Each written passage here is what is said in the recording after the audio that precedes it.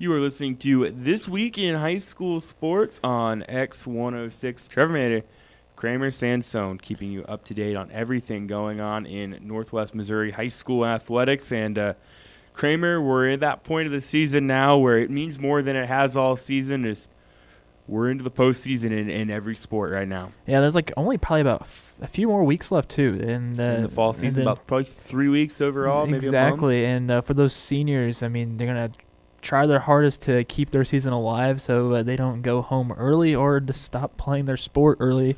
Yeah. Until the transition to other sports, if they do play other sports. Yeah, postseason action is always my favorite and my least favorite. At the same time, having covered it, it's my favorite because you get a lot of great action. You get a lot of great games, good matchups, and it always means a lot more.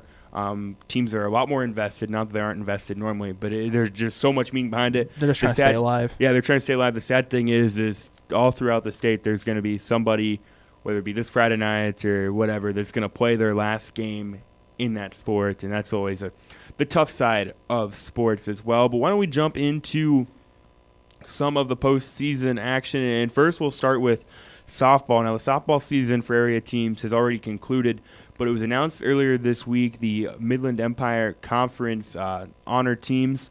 We'll go ahead and look through those. 6 Maryville softball players earned some sort of MEC all-conference honors. Riley Gray was named first-team pitcher. Emma Baldwin also received first-team honors as a catcher.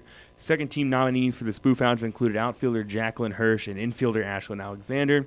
Outfielder Jessica Finch and infielder Bradley Watkins received honorable mention status. And Maryville, their season's over. They finished MEC play with a conference record of 2-4, but 6 Spoofhound softball players recognized for their conference honors. In postseason soccer, Maryville defeated Lafayette 10-0 in a Class 2A District 6 semifinal on Tuesday. Thomas DiStefano had 5 goals. Jaden Hayes added 2. Mason Walks, Jackson Petalon, and Will Maddock each had a goal for the Spoofhounds. They will face Savannah in a district championship on Thursday night. Kramer, we've seen this year, this is a Spoofhound team that is capable of scoring goals in flurries some nights. Yeah, they can honestly get a team a shutout by halftime. This team's so quick, and they can also score really quick as well. And it just seems like everybody is open at the right time. They can cut through defenders easily. It's just so much speed is on this team and so much good ball work that they do have, getting the balls to either DiStefano, which, I mean, he's scoring in bunches. He's just scoring so much in so little time, too. And now when I look at the box scores and I see that he scored 3, 4, 5 goals in a game, it doesn't, or a match, I should say, it doesn't surprise me whatsoever. And Jaden Hayes has done a good job of getting him the ball as well. And if he doesn't get 5 goals, it's kind of... It's almost like you expect it almost at this point. Honestly now. If I don't see him get 7 at some point, I think competition's going to get a lot tougher, but I think it's a possibility that he could have a game where he's going to go off and maybe get more than 5 goals. Like I said, they will face Savannah on Thursday night. That game will have already been played by the time this is on KZLX. Postseason volleyball, it is in full effect as well in Class 1, District 16. Not in the quarterfinals, Nottoway Holt beat South Holt in 2 sets. Rockport beat North Nottoway in 2, and Mountain City beat West Nottoway in 2. That was on Monday night. Then semifinals on Tuesday night, or semifinals actually I should say will be Thursday night. East Atchison will take on Nottoway Holt, and Rockport will take on Mountain City. Those all take place on Thursday night. Now the winner of those matches will then turn around and face each other for the district championship later on in the night. In Class 3, District 16, Maryville beat Cameron in 2 sets in a district semifinal to set up a match with Smithville on Thursday for the district championship. That match will be played in Cameron. So there you have it. East Atchison, Nottoway Holt, Rockport, Mound City, Maryville, some of the area teams that still have their postseason hopes alive in the volleyball scene. And Maryville, they've just been so consistent all year. They do have some losses on their record, but you look at their losses, they've been to some good teams. And I know Coach Felt told me earlier this year their goal was to win a district championship, and now they're just 1 match away from achieving that goal. And I feel like they will end up achieving this goal because, like you mentioned, there's the games that they did lose, but they were to tough teams, but they were still hanging on to those tough teams. And right now they're just blowing the teams pretty much out of the water, winning games left and right here to get this final stretch. So this final stretch for the volleyball team is it's looking really good for them. And like you said, their goal is to win a district title, and it's very plausible to happen. Yeah, and it's going to be interesting to see what they can do. This is a good team. It's a young team, just 2 seniors, and they're already at a district championship. Even if they come up short Thursday night, which I don't know if that happens, the future is still very bright for Maryville volleyball. Football, the regular season, came to an end last Friday night, and now we're going to get into postseason play here next week. We'll talk more about the postseason in just a little bit, but Kramer, a busy week in Week 9 of the high school football spectrum, and why don't we go ahead and look at what went down in the 275 conference. So I was actually at this game, the one I'm going off first. Mount City defeated Rockport 62-14 to secure an undefeated regular season and clinch the 275 conference championship. Landon Papa completed just 3 passes, but all of them were touchdowns. He also rushed for a touchdown as well.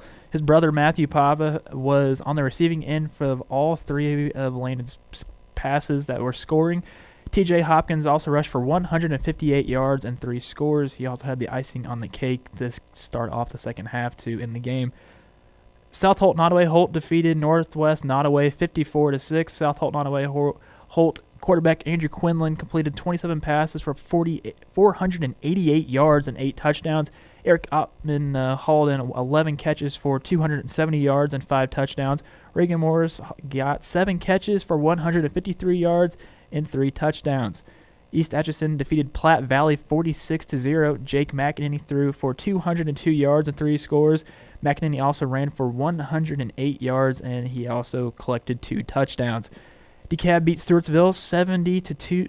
I almost said 70-202. No, it's 70-22. Coyote Henderson ran for 100 yards and 3 scores. Darren McElfresh, Tyler Matson, Colby Hargrave, and Wyatt Aspra.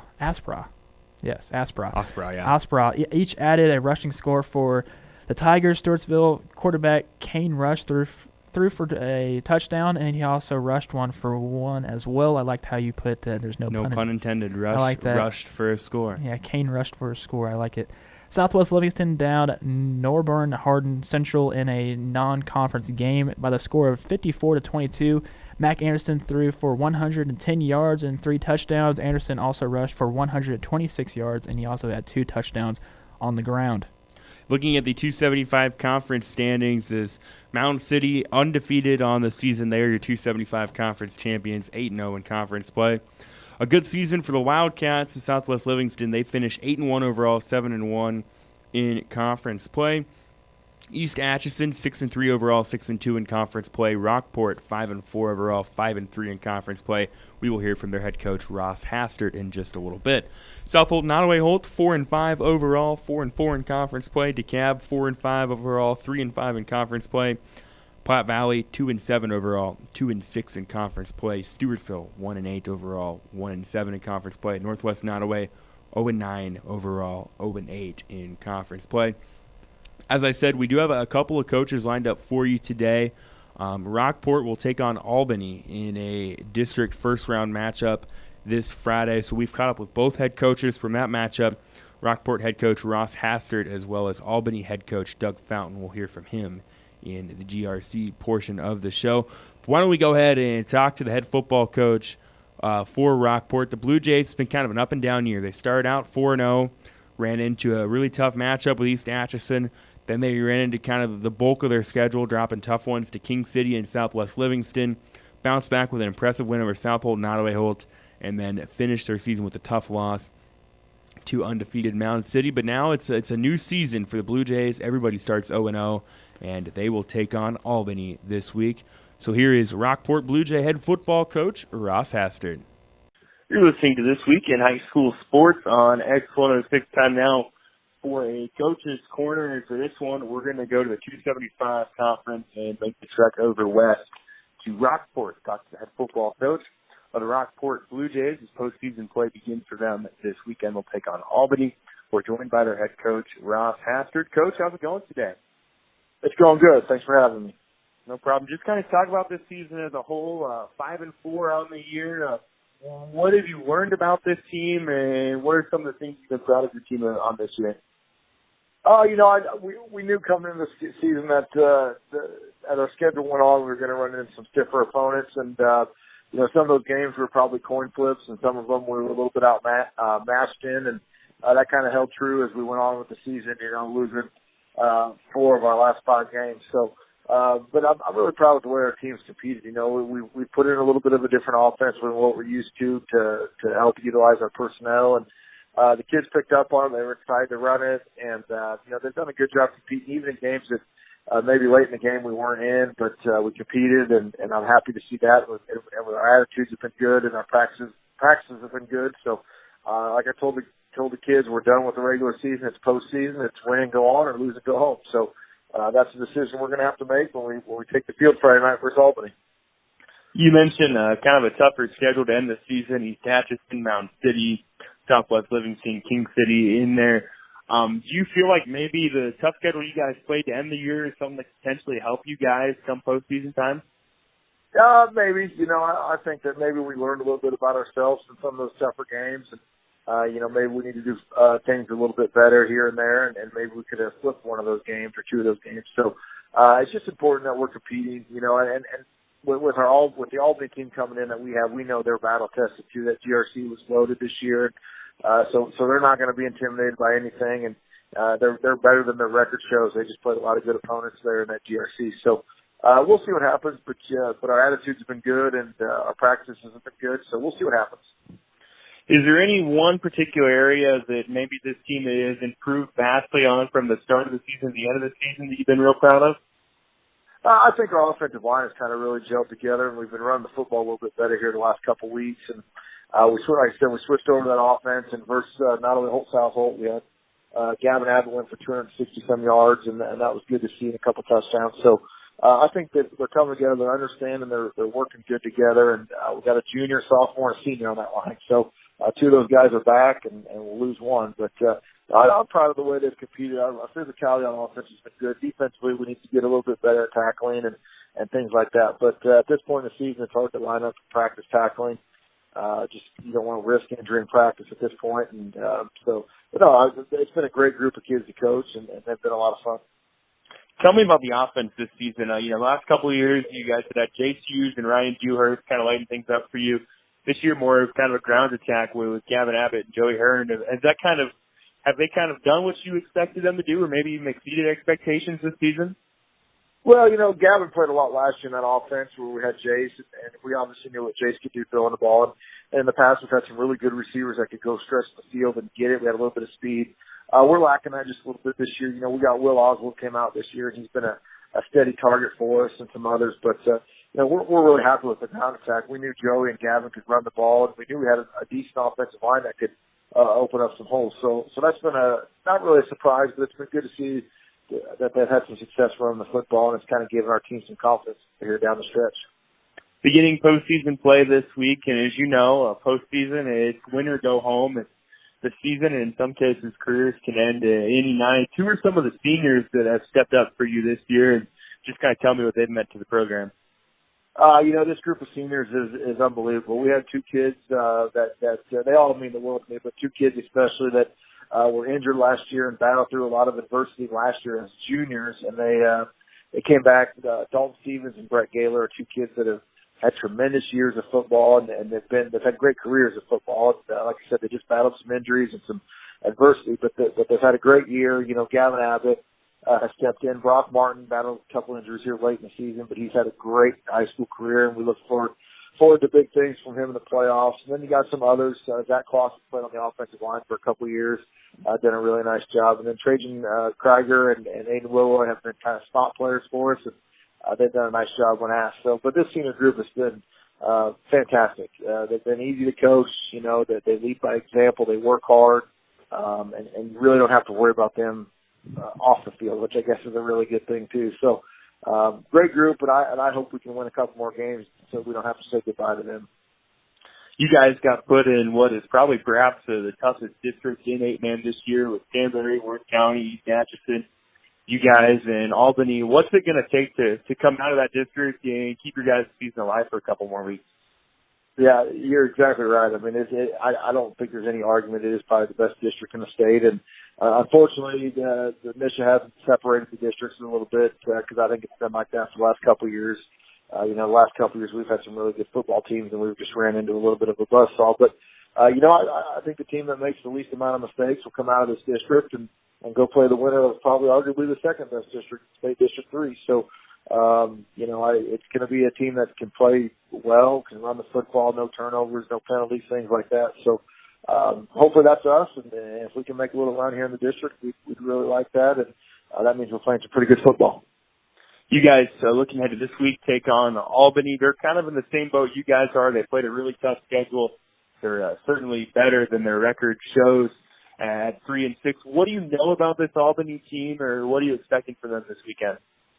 Well, one thing I do know is that they're going to be really well coached. Coach Fountain does a tremendous job over there. Albany's been doing it for a lot of years, and so I know that they're going to be disciplined and well coached. As you watch them on film, they fly around. They got a little scat back that's a very talented kid. He's shifty, tough to bring to the ground, and they got some other weapons too at their end spots that can go down the field and catch the ball. So it's going to be really important for us to tackle well, wrap up.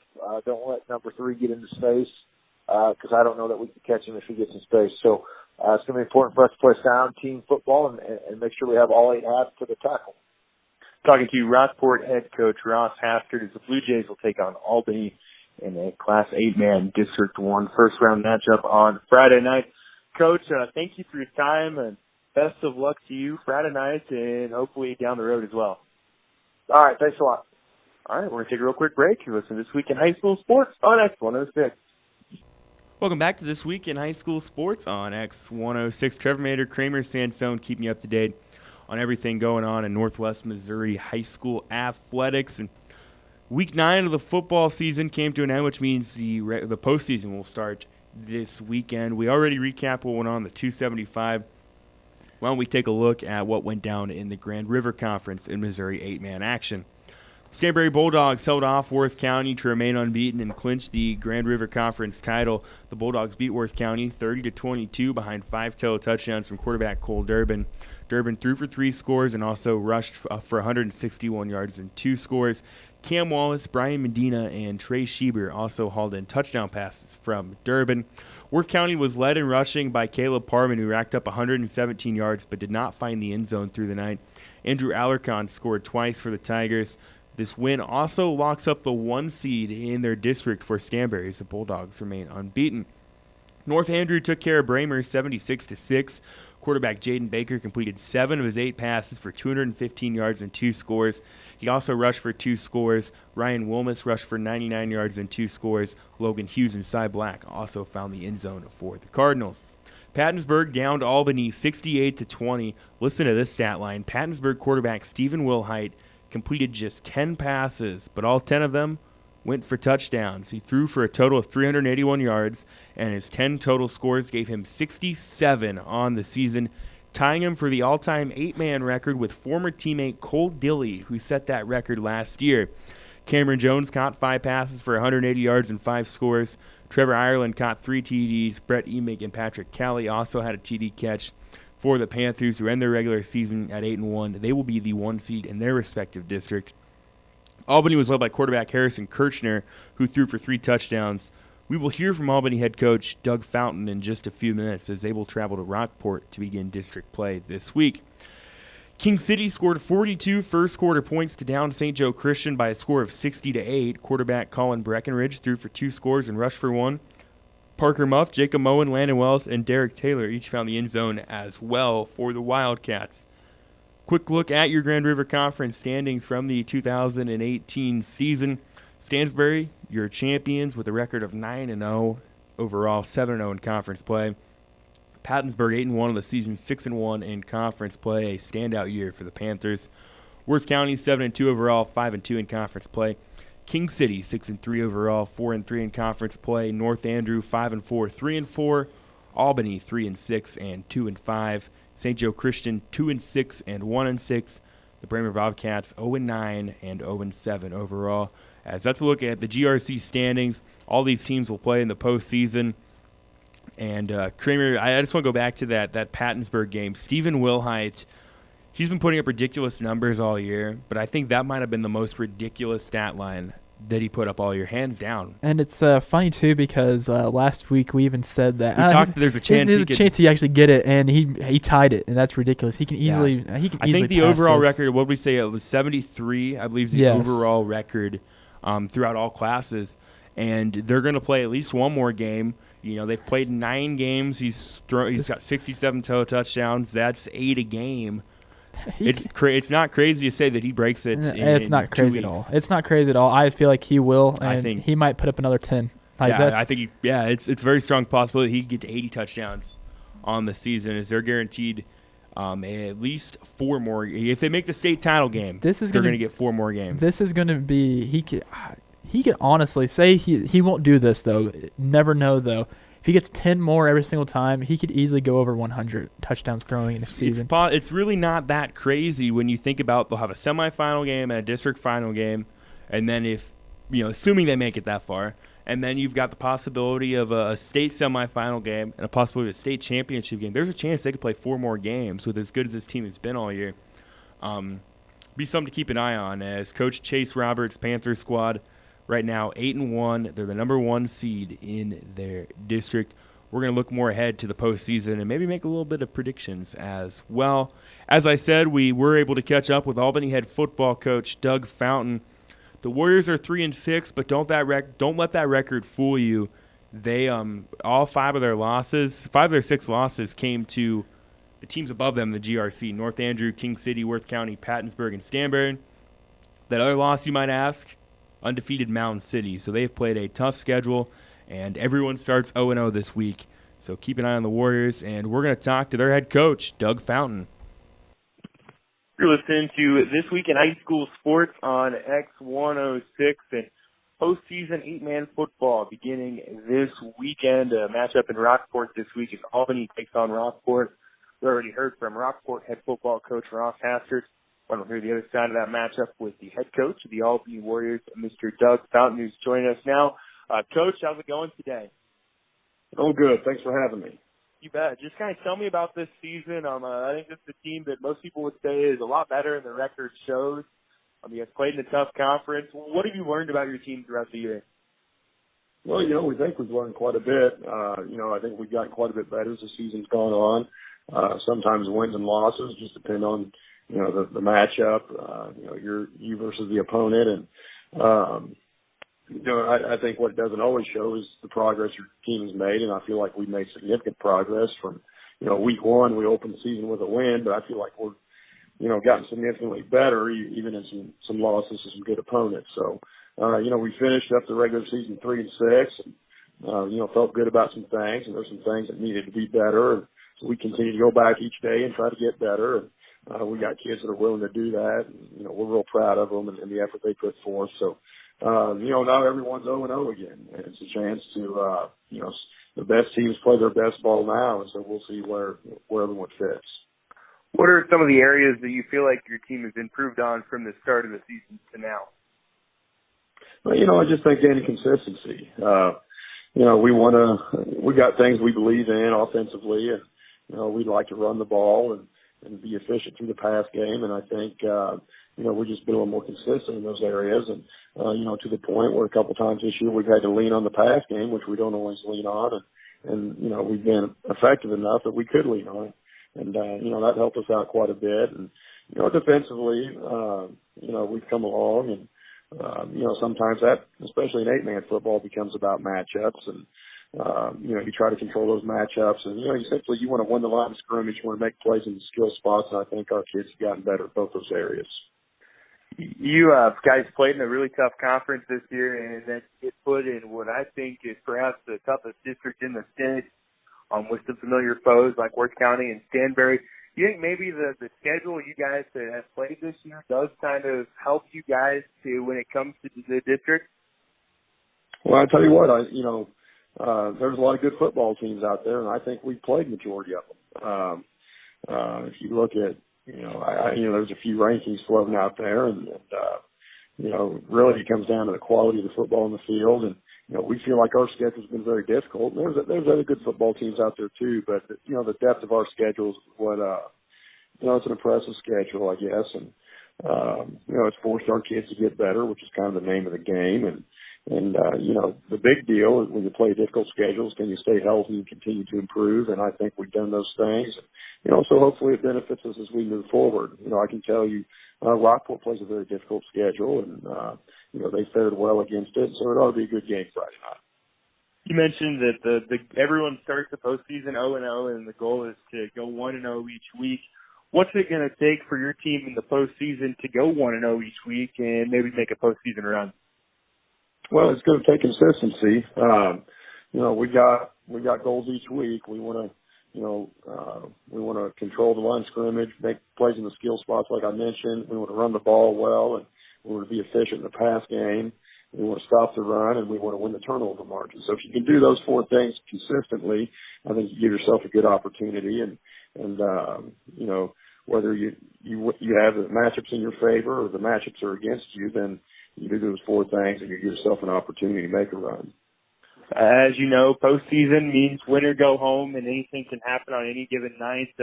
Just who are some of the seniors that have stepped up for you guys this year, and what can you tell me about the senior class? Well, we got four seniors in our class, and they've been tremendous leaders, and they've helped us tremendously this year, and some of them have helped us tremendously in the past as well. Harrison Kirchner is our quarterback and linebacker, and he started for 3 years at quarterback for us. Beckett Phillips is his first year starting on the offensive and defensive line, but he rotated significantly last year, almost as much as a starter would. Carson Wilson's at tight end and defensive line, and he's in his second year starting on the offensive side, and first year on the defensive side. And then Logan Combs is in his first year on both sides of the ball as a starter. Played significant minutes at center and D-line. And, we've leaned on those kids for leadership through the off season and during the season. And, we're real pleased with what they've done for us, not only as production on the football field, but in the classroom, hallways, locker room, our community. And we'll certainly miss the things that they provide whenever this thing comes to an end. But we're excited to still have them, and we think that they can lead us to places we want to go. So we'll continue to lead on them and have great practices and see where it takes us. Looking ahead to this week's matchup with Rockport, they're kind of in the same boat you guys are as far as they played a tough schedule, and they're probably a team that is a lot better than their record shows. What do you know about this team, or what do you expect from Coach Hastert's team? Well, we didn't know a lot about them, specifically this year's version of Rockport until recently, but, we tried to prepare well for them, and I can tell you they're a quality football team. Coach Hastert and staff always have their group ready to play and well prepared, and, this group appears to be the same way. They've got some nice kids in some skill spots. They look like they've improved tremendously up front through the course of the season, and, defensively they're going to be aggressive and get after you, so we got to understand what we're doing up front on both sides of the ball. We got to understand what our fits are and what our responsibilities are. And then it's going to come down to which team can execute at the highest level and do it consistently for the course of a football game. So it should be a good game, and we're looking forward to being a part of it. Talking to Albany head football coach Doug Fountain, as Albany's going to take on Rockport in a Class 8-man District 1 first-round battle on Friday night. And Coach, thank you for your time, and like you said, that should be a good one. Best of luck to you going forward and throughout the whole postseason. All right, I appreciate you having me. Thanks a bunch. All right, we're going to take a real quick break. You're listening to This Week in High School Sports on X106. Welcome back into This Week in High School Sports on X106. Trevor Mater, Kramer Sansone, keeping you up to date on everything going on in Northwest Missouri high school athletics. Take a quick look at what went on in the Midland Empire Conference this past week. The Spoofhounds of Maryville defeated Lafayette 27-7. They clinched the Midland Empire Conference title, and they also earned the top seed in Class 3 District 8. More on that in just a few minutes. Chillicothe defeated Benton 34-19. Cameron edged Bishop LeBlond 37-35, and Savannah shut out St. Pius by a score of 42-0. As I mentioned, Class 3 District football begins this weekend on Friday nights. And why don't we go ahead and take a look at all districts begin this weekend. But we're going to take a look at Class 3 District 8 football this weekend. Maryville is the 1 seed in that district. They're slated to host Kansas City Northeast. We'll get more into that in just a moment. Chillicothe will take on Benton. The winner of that will take on the winner of Maryville Northeast KC. Savannah takes on Central Academy, and St. Pius X takes on Cameron. Now, I say that Maryville is slated to host Kansas City Northeast because, well, they're slated to, but this show recorded a couple days in advance, normally on Wednesday before Friday's action. We received an email earlier this morning from Maryville High School Athletic Director Matthew Bew saying that the game had been forfeited on Northeast side and the Spoof Hounds would move on. However, maybe some miscommunication. We're not 100% sure. Still kind of waiting on some details.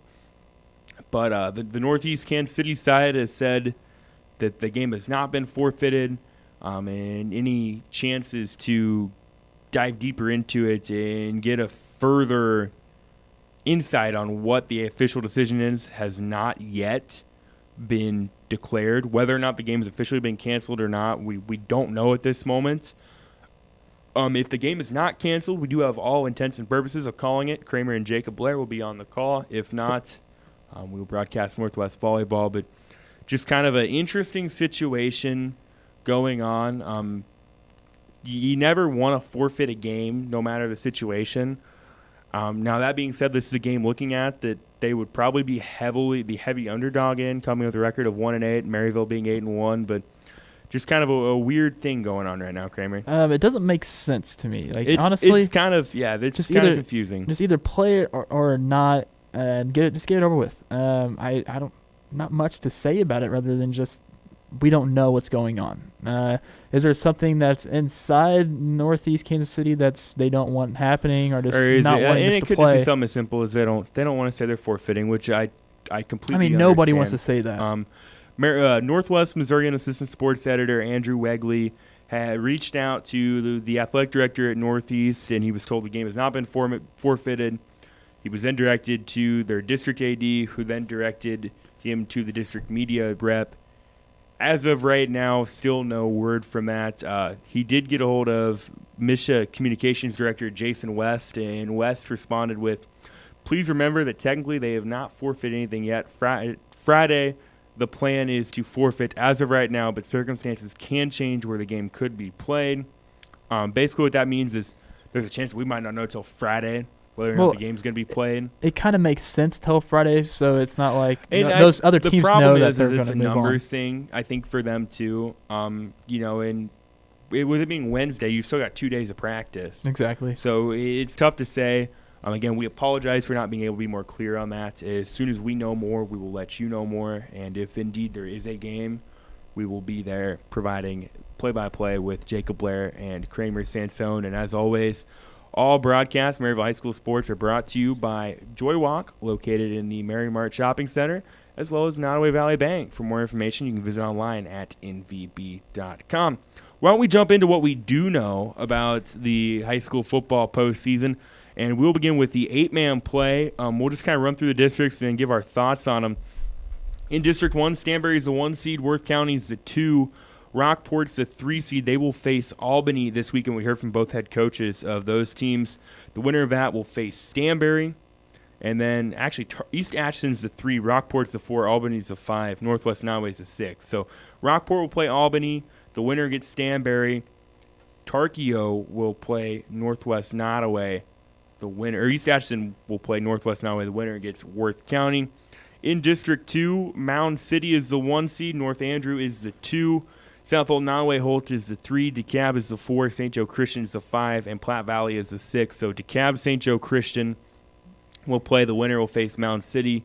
And then South Old Nottoway Holt takes on Platte Valley. Those two teams just played a couple weeks ago.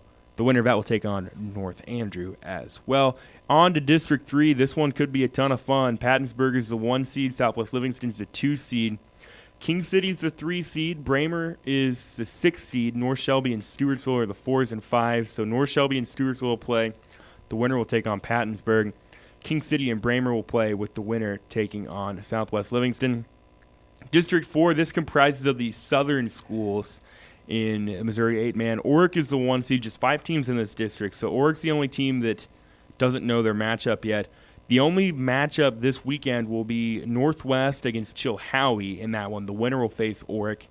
The other semifinal is Norborn, Hardin Central, and Osceola. So Kramer, let's just go through these districts real quick. We won't go game by game, but just give me in District 1 the two teams that you think are going to make it to the district championship and then the district champion coming out of there. For District 1, I say Stanberry and Worth County. And I feel like Stanberry will have the edge since, they had their perfect season, and I'm just going to keep on going for them into the next against District 3 champ. Okay, and I think as well, I think Stanberry and Worth County are the two best teams in this district. Don't sleep on East Atchison, though. They played Stanberry really close a couple weeks ago. And Worth County and Stanberry, they just put on a really good game last week. I just don't know that I see Worth County dropping 3 games this year. It was a close game last week. I just have this weird faith in Worth County that they're going to come out of that district. So if I had to take a guess, I would say that Worth County comes out of that district. Moving on to District 2, Mound City is probably the favorite in that one. But North Andrew has a very long history in 8-man football, and South Holt Nottoway Holt has been playing really well on the offensive side of the ball. And they played Mound City really close a couple weeks ago. Kramer, who comes out of that district? For that district title game, I have Mound City versus South Holt Nottoway Holt, and I feel like South Holt Nottoway Holt will actually take it out of this district. They did play them really close, the game that I did cover, and throughout the entire time of the game except for the fourth quarter. I just feel like they have a bitter taste since they did lose at home, and they want to get this game back and win the district. I'm going to go with Mound. I think Mound City is the top team clearly in this district. They've been ridiculously good all year. And the North Andrew, the record won't show it, but this is a team that I think could give Mound City a scare, and I think Mound City ekes out a close win in the district championship over North Andrew to get there. So give me the Panthers to move on. Kramer has South Holt Nottoway Holt. District 3, Pattonsburg, a fun team. The real question might be how many touchdowns does Stephen Wilhite finish the year with? Southwest Livingston's been quietly 8-1 behind the production of Mac Anderson. And King City had a really tough schedule, but they're capable of putting up some points behind Colin Breckenridge as well. Kramer, who comes out of that district? I feel like it's going to be Pattonsburg versus Southwest Livingston, and Pattonsburg is going to they're going to keep throwing touchdowns. That's what's going to happen. I think that's probably some really good analysis. I like the Panthers a lot. Anytime you got a player like Stephen Wilhite, you're capable of putting up points in bundles. And I really like King City as well. Colin Breckenridge has been playing really well for them.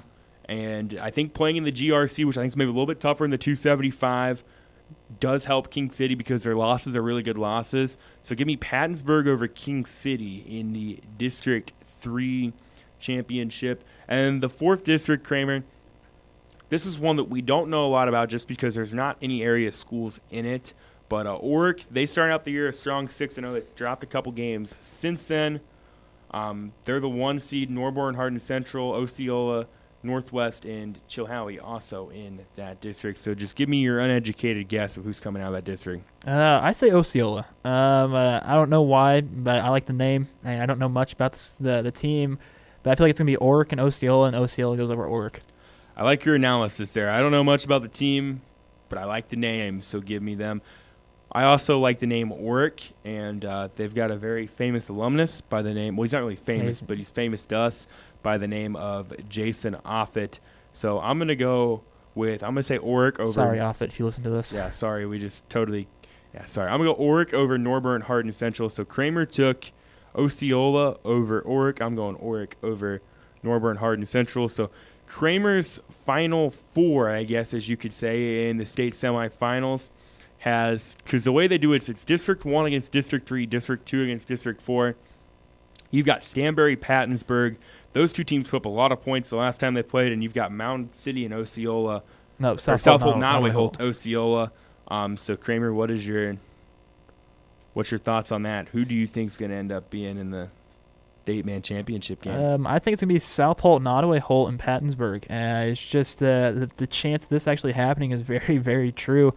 And I feel like Pattonsburg's going to win. That's just my throw it out there. Pattonsburg's going to throw it out there and throw it a lot. Yeah, they're definitely going to throw it out there. I've got, on my side, I've got Worth County, Mound City, Pattonsburg, and Oric. So it would be Worth County, Pattonsburg. Again, that'd be a matchup I would love to see, as well as Mound City and Oric. I think Mound City is probably the second best team in the States, at least for sure. So I think they get to a state title game. They just haven't really been, other than half against Southwold Mount Hope, they haven't been tested much this year. So I think Mound City gets the win. And then, like I said, I really like this Pattonsburg team. Stephen Wilhite can throw it and throw it a lot. Setting up Pattonsburg and Mound City for the state title. That one could be a very fun one between Landon Papa at quarterback and Dylan Morris, TJ Hopkins, all the weapons that they have in Mound City, and then Stephen Wilhite, Trevor Ireland, all those kids that they have for Pattonsburg. But I'm going to say the Panthers of Pattonsburg. That would be my pick to take the state title. There's a lot of really good teams. Pattonsburg, Worth County, Stanberry, Mound City. Like I said, don't sleep on East Atchison. Don't sleep on South Holt, Nolaway Holt. Don't sleep on North Andrew. Don't sleep on King City. Don't sleep on South. There's about 9 teams here that I think really have a pretty good shot. So, yeah, it'll be interesting to see. I'm stoked for high school football postseason. Yeah, I'm excited as well. I'm ready to cover it and let everybody know what happened next week. Yeah, so there is our look at what is going to be going on in Class 8-man postseason football. The first round is this Friday. District semifinals will be the next Friday. And then the district championships will be the week after that. That'll do it for this week's episode of This Week in High School Sports. Huge thank you to our guests, Rockport head coach Ross Hastert and Albany head coach Doug Fountain, for being kind enough to join us. We'll be back here next week with more coach interviews, more postseason breakdowns, and more analysis. Until then, for Kramer Sansone, I'm Trevor Mader with X106 Sports.